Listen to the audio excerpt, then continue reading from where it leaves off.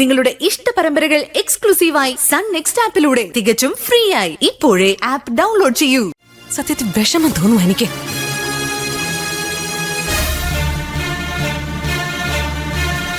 ഈ പറയുന്നത് കേട്ട് നിൽക്കാൻ മനസ്സ് അനുവദിക്കുന്നുമില്ല. തൽക്കാലം ഇത്രയും ഞാൻ പറയുന്നുള്ളൂ.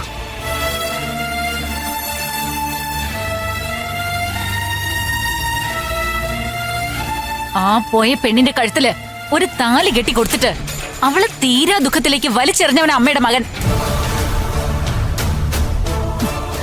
കൊടുക്കാവുന്നതിന്റെ അങ്ങേയറ്റം വേദനകൾ കൊടുത്തിട്ടും അവൾ എന്നും നമ്മുടെ കുടുംബത്തിന്റെ നന്മയ്ക്ക് വേണ്ടി മാത്രമേ പ്രവർത്തിച്ചിട്ടുള്ളൂ. അത് മറന്ന് കാർത്തിക്കിനെ കുറിച്ച് ഓർത്തോണ്ടിരിക്കുന്നത് ഒരിക്കലും നല്ലതിനാവില്ലമ്മ. അമ്മ ഈ ചെയ്യുന്നതൊക്കെ നീതിക്ക് നിരക്കുന്നതാണോന്ന് അമ്മ എന്നെ ഒന്ന് ചിന്തിച്ചു നോക്ക്. എന്നിട്ട് തീരുമാനിക്ക് എന്ത് വേണോന്ന്.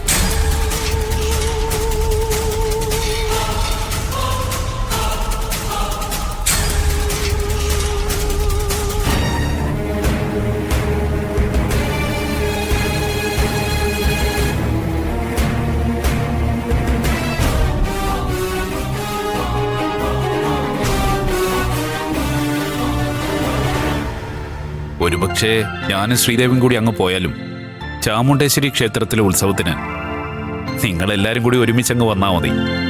ഉത്സവത്തിനൊക്കെ ഇനി ഒരുപാട് ദിവസമില്ലേ. അത് നമ്മുടെ അപ്പോഴത്തെ സൗകര്യം പോലെ എന്താന്ന് വെച്ചാ ചെയ്യാം. എന്താന്ന് വെച്ചാ ചെയ്യാമെന്ന് മാത്രം പറഞ്ഞാ പോരാ. എന്തായാലും ചാമുണ്ടേശ്വരി ദേവിയുടെ ഉത്സവത്തിന് ഇതുപോലെ നമ്മളെല്ലാവരും ഒത്തുകൂടണം. അതെ അതെ, നേരെ ഒരുപാടായി. നമുക്കിറങ്ങണ്ടേ? ആഹാ, നിങ്ങളപ്പോ ഇന്ന് തന്നെ തിരിച്ചു പോകാൻ പോവാ?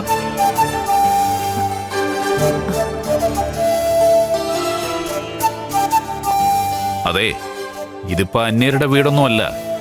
എത്ര ദിവസം വേണമെങ്കിലും നിങ്ങൾക്ക് ഇവിടെ നിൽക്കാം. അന്യവീടായതുകൊണ്ടൊന്നും അല്ല, പെട്ടെന്ന് ഒരു തയ്യാറെടുപ്പില്ലാതെ ഇങ്ങോട്ട് പോന്നതല്ലേ. ഞങ്ങളുടെ വീട്ടിലും എല്ലാം പാതി വഴിക്ക് കിടക്കുക. പതുക്കെ നമുക്ക് എന്താന്ന് വെച്ചാൽ ആലോചിച്ച് തീരുമാനിക്കാം. അപ്പൊ രണ്ടുപേരും ഇവിടെ ഉണ്ടായിരുന്നെങ്കിൽ നല്ല രസമായിരുന്നേനെ. ഞങ്ങൾ ഒരുപാട് ദൂരെയൊന്നും അല്ലല്ലോ മോളെ, എപ്പോ വേണമെങ്കിലും വരാലോ. എന്തായാലും ഞങ്ങൾക്കൊന്ന് പോയേ പറ്റൂ. നിക്കാൻ ഞാൻ നിർബന്ധിക്കുന്നില്ല. മുരുകമാമന്റെയും മാമയുടെയും ലിമിറ്റേഷൻസ് എനിക്കറിയാം. പക്ഷെ അധികം നാളിങ്ങനെ മാറി താമസിക്കരുത്. നമുക്ക് ഒരുമിച്ചാവാം. അതിൽ മാറ്റമില്ല മോളെ. എന്നാ പിന്നെ തൽക്കാലം ഞങ്ങൾ ഇറങ്ങിക്കോട്ടെ. അപ്പോ രാത്രി യാത്ര പറയുന്നില്ല. എങ്കിൽ പിന്നെ ഒരുപാട് ഇരുട്ടുന്നതിന് മുമ്പ് ഇറങ്ങാൻ നോക്ക്. മഴമോളെ, ടാറ്റാ. ടാറ്റാ.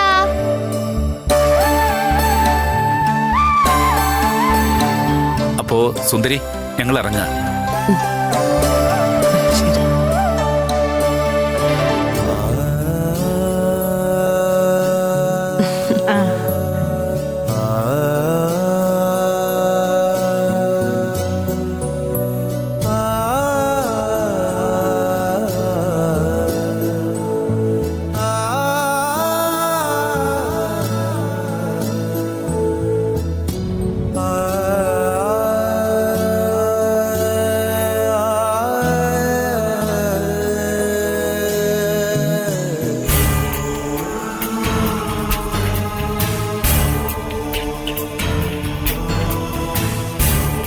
നിങ്ങൾക്കൊക്കെ കാർത്തിക് മരിച്ചുവെന്ന് ഒരു തെളിവുമില്ലാതെ ആവർത്തിച്ചു പറയാം, വിശ്വസിക്കാം. പക്ഷെ പെറ്റമ്മയായി എനിക്ക് അത് വിശ്വസിക്കാനാവില്ല. കാരണം അവനെ ഞാൻ എന്റെ കൺമുൻപിൽ കണ്ടതാ.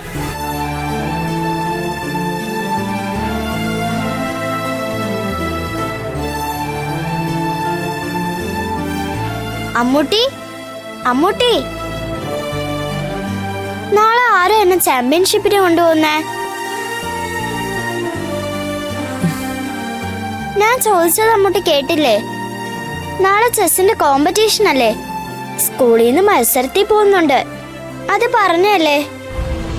അമ്മൂട്ടിയാണോ എന്നെ മത്സരത്തിന് കൊണ്ടുപോകുന്നേ? മത്സരത്തിന് സ്കൂളിൽ നിന്ന് അവരുടെ വണ്ടി തന്നെയല്ലേ മോളെ കൊണ്ടുപോകുന്നേ? എന്റെ അമ്മൂട്ടി, അതല്ലേ പറഞ്ഞത്. സ്കൂളിൽ നിന്ന് വാനിലാ പോകുന്നത്.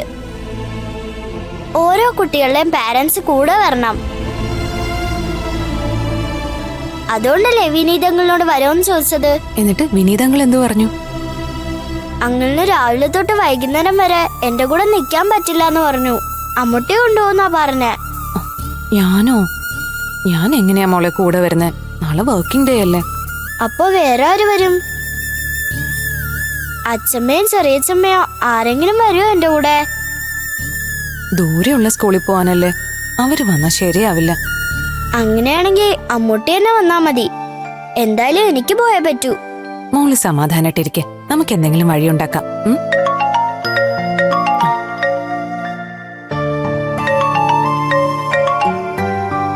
Hello sir. സാറല്ല, സാറിന്റെ മോനാ സംസാരിക്കുന്നേ. ആണോ? സാറിന്റെ മോനിപ്പോ എന്തിനാണാവോ വിളിച്ചേ? മഴയുടെ അമ്മേ, ഫോൺ മഴയുടെ കയ്യിലൊന്നും കൊടുക്കൂ. കൊടുക്കാലോ. മോളെ, ദേ ആദിക്ക് സംസാരിക്കണോന്ന്. ഹലോ ആദി. അതെ, നാളെ മഴ ചെസ് ചാമ്പ്യൻഷിപ്പിന് പോകുന്നുണ്ടോ? പിന്നെ പോണം. എനിക്കവിടെ ചെന്ന് സ്വർണ്ണ മെഡൽ വാങ്ങാനുള്ളതാ. ആദിക്ക് ഓട്ട മത്സരം ഉള്ളതല്ലേ. ആരാ കൊണ്ടുപോകുന്നത്? എന്നെ അച്ഛൻ സ്കൂളിൽ കൊണ്ടാക്കും. അവിടെ നിന്ന് അച്ഛൻ തന്നെ വരികയും ചെയ്യും. എന്റെ കൂടെ ആരുമില്ല ആദി. അമ്മൂട്ടിക്ക് സമയമില്ലെന്നാ പറയുന്നേ. എന്ത് ചെയ്യും? അച്ഛ, അതെ, മഴക്കേ നാളെ ചാമ്പ്യൻഷിപ്പിന് കൂടെ വരാൻ ആരും ഇല്ലാന്ന്. മോ ഫോണിങ് താ, ഞാൻ സംസാരിക്കാം. ഹലോ മഴമോളെ, ഫോൺ അമ്മയുടെ ഒന്ന് കൊടുത്തേ.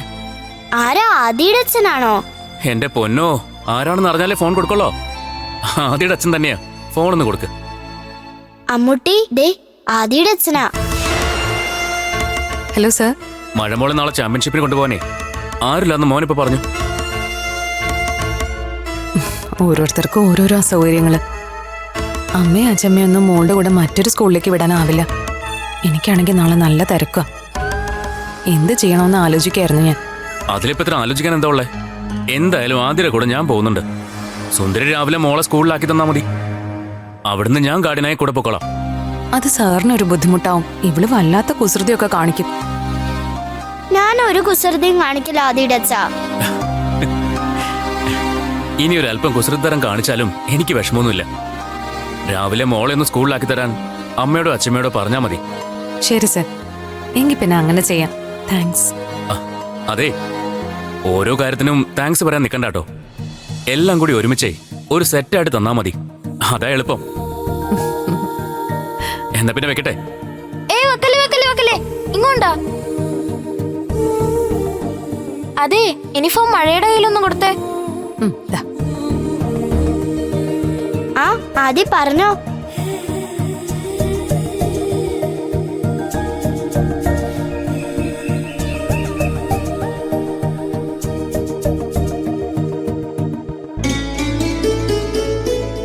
അമ്മ, മോളെ അമ്മ തന്നെ ഇന്ന് സ്കൂളിൽ കൊണ്ടാക്കേണ്ടി വരും.